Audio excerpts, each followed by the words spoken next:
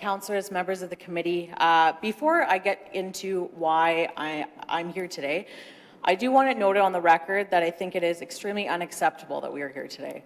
During a global pandemic where workplaces, schools, and businesses are being shut down or shifting to remote work and taking precautions to ensure that we are all doing our part to flatten the curve and stop the spread of COVID-19, instead, the city of Winnipeg seems to be using this pandemic as an excuse to rush through a budget approval process.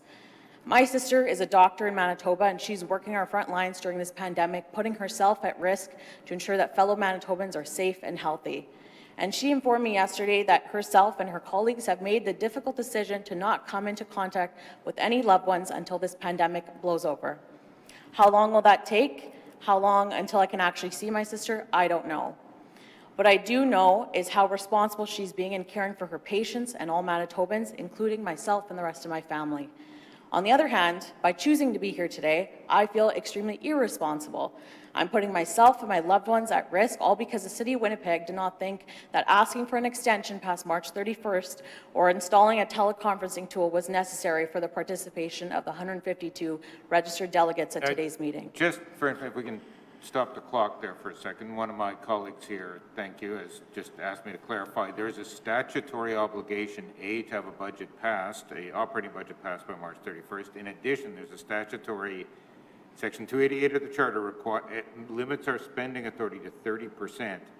If we don't have a budget passed, 30% of the previous year's budget can be expended without passing a new budget.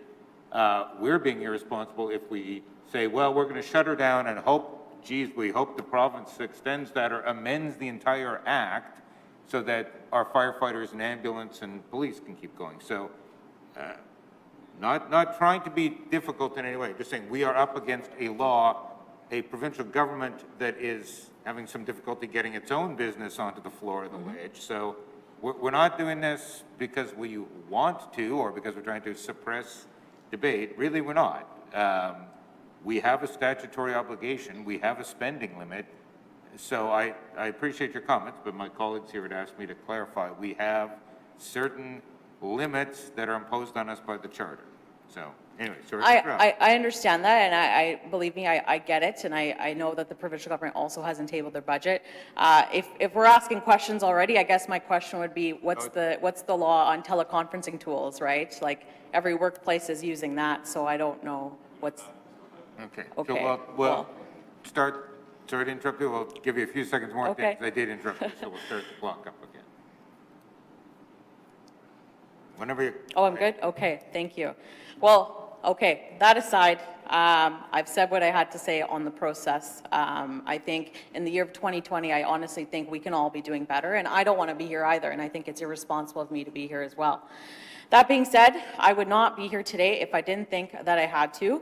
I'm here representing over 3,000 graduate students from the University of Manitoba, and my role as Vice President Academic of the University of Manitoba Graduate Students Association. And I'm asking you to amend your proposed budget to include the UPass program. To make my case, I'm going to speak honestly with you about my own, about the evolution of my very own opinion of this program. In 2014, students at the University of Manitoba voted in a referendum on whether or not they wanted a UPass. I was one of the students who voted no because I drove to school and paid for parking due to the lack of transit service in my own neighborhood. Then in 2016, I was elected as president of the University of Manitoba Students' Union. I took office when we were still in negotiations with the city and with Winnipeg Transit. At this point, I was still ready to postpone the start of the program. But thanks to active student leaders like Jacob Standerson, who spoke before me, and members of my executive team and the democratic process, we moved forward and implemented the UPass program at the University of Manitoba.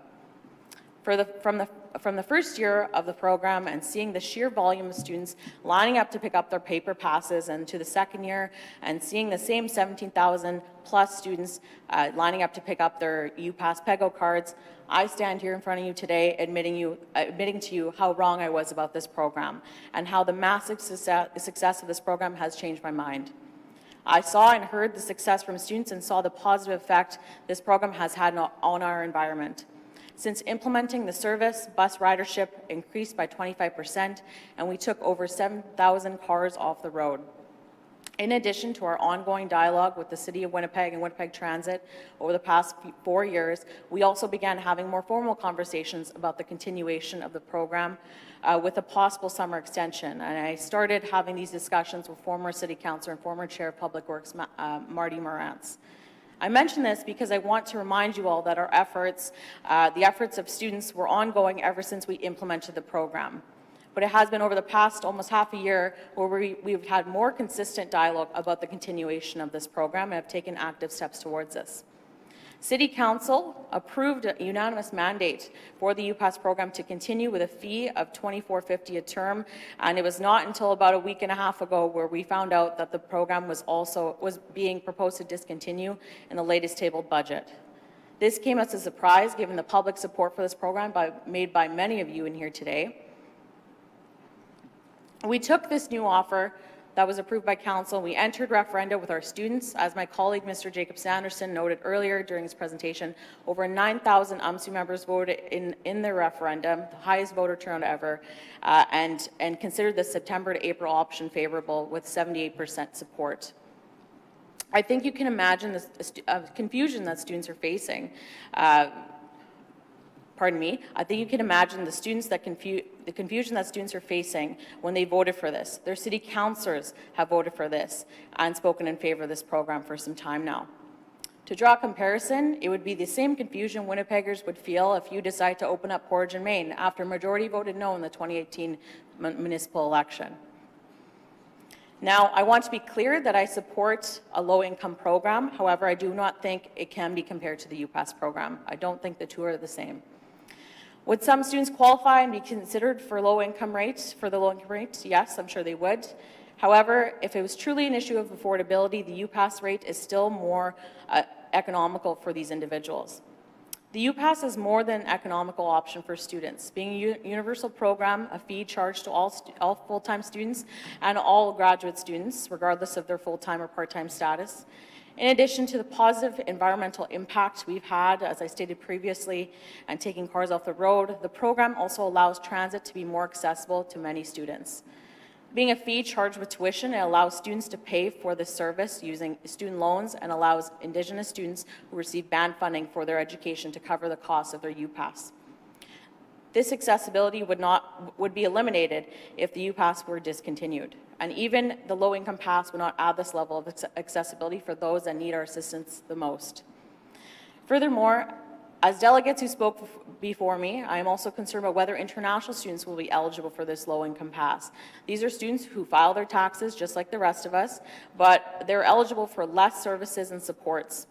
I'm sure you're probably already aware that these students are paying almost triple in tuition, and these are our heaviest utilizers of the hardship and emergency grants programs that we have in place at the University of Manitoba.